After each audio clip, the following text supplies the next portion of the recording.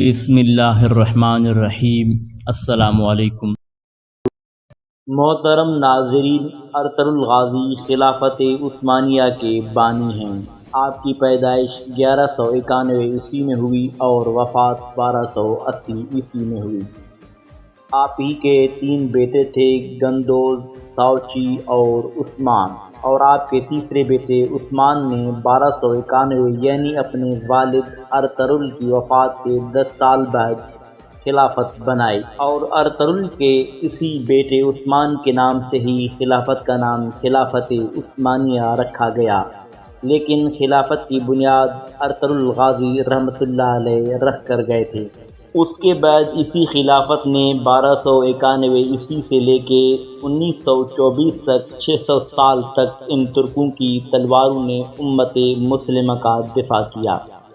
اس کے ساتھ ساتھ مسجد نبوی، گنبد خضرا اور مسجد حرام کی جدید تعمیر، سیدنا امیر حمزہ کا مزار، مکہ مکرمہ تک ایک عظیم الشان نہر، آقائے دو جہاں صلی اللہ علیہ وسلم کے مزار پر انوار کے گرد سیسہ پلائی دیوار، مکہ مکرمہ تک ٹرین منصوبہ جیسے عظیم کارنامے سر انجام دیے۔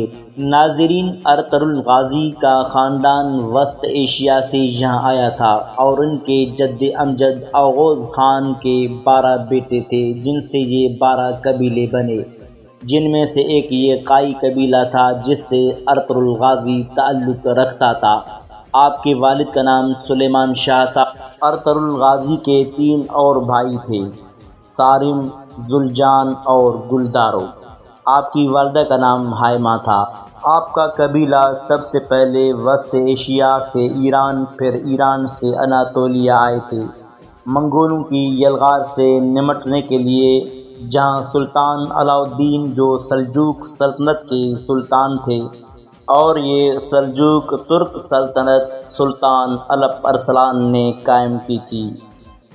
سلطان الپ ارسلان تاریخ کی بہت بڑی شخصیت تھے، اور اسی سلطنت کا آگے جا کے بادشاہ علاء الدین بنا تھا۔ اسی سلطان علاء الدین کے سائے تلے یہ 12 قبیلے اوغوز خان رہتے تھے۔ ناظرین، ہر مجاہد جنگجو جو اسلام میں گزرا ہے، اس کے پیچھے ایک روحانی شخصیت ضرور ہوتی ہے جس کی ڈیوٹی اللہ پاک نے لگائی ہوتی ہے۔ اس مجاہد جنگجو ارطغرل غازی کے پیچھے اللہ پاک نے اور نبی کریم صلی اللہ علیہ وسلم کے فیضان سے جس کی ڈیوٹی لگائی تھی، وہ شیخ محی الدین ابن العربی رحمۃ اللہ علیہ تھے، جو اندلس سے ارطغرل غازی کی روحانی مدد کو پہنچے تھے۔ اللہ پاک سے دعا ہے کہ اللہ تبارک و تعالی ارطغرل غازی کا رتبہ بلند فرمائے اور اس کی قبر پر ہزاروں رحمتیں نازل فرمائے۔ آمین ثم آمین۔